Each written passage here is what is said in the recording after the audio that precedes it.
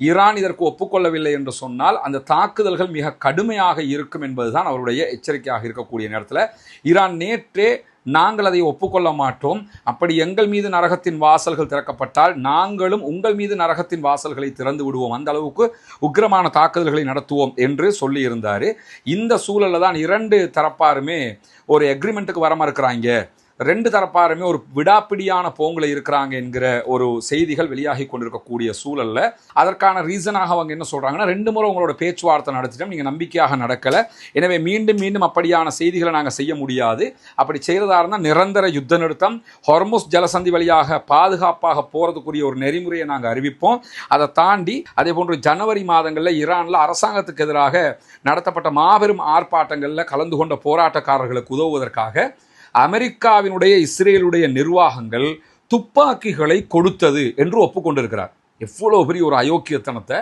பண்ணியிருக்கிறாங்கிறத பகிரங்கமாகவே ஒப்புக்கொண்டிருக்கிறாரு.